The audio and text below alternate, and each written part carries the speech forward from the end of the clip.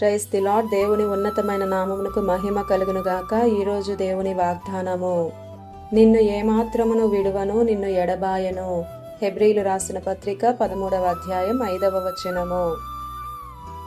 ఈ ఉదయకాల సమయంలో సజీవుడైన యేసయ్యే మనందరితో మాట్లాడుతున్నాడు. నిన్ను ఏమాత్రమును విడువను, ఎడబాయను అని. అనంతుడు ఆయన, అంతమే లేనివాడు. కనుకే నిన్ను విడువను అని అంటున్నాడు. ఏ పరిస్థితి అయినా సరే నీవైనా ఆయనను మర్చిపోతావేమో గాని దేవుడు మాత్రం నిన్ను విడిచిపెట్టలేదు. ఇది వాస్తవం. ఎందుకో తెలుసా?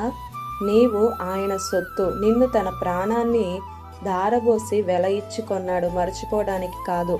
ఒక్కసారి నీ జీవితంలో దేవుడు చేసిన కార్యాలని జ్ఞాపకం తెచ్చుకో. ఏ సిచ్యువేషన్ అయినా సరే నిన్ను ఆయన మర్చిపోలేదు.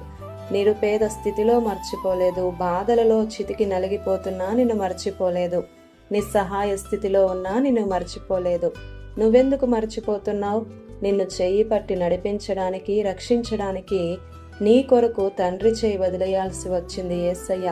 ప్రియ సహోదరుడా, సహోదరి, ఎవరో విడిచిపెట్టారని, నావారే మరిచారని భయపడవద్దు. అసలు ఏడవే వద్దు. అందరూ విడిచిపెట్టవచ్చు, కానీ పరలోకమందున్న తండ్రి మాత్రం నిన్నెన్నడూ విడువడు, ఎడబాయడు అనే సత్యాన్ని గ్రహించి ధైర్యంగా జీవించు. భక్తులనే విడిచిపెట్టని దేవుడు కదా, నిన్నెందుకు విడిచిపెడతాడు? ఆయన దక్షిణ హస్తమే నీకు తోడు. ఆమేన్. ఈ దిన వాగ్దానం మనందరి జీవితాలలో నెరవేరాలని కోరుతూ దేవుని సువార్త పరిచర్యలో మీ సహోదరి Prasanna. God bless you. Amen.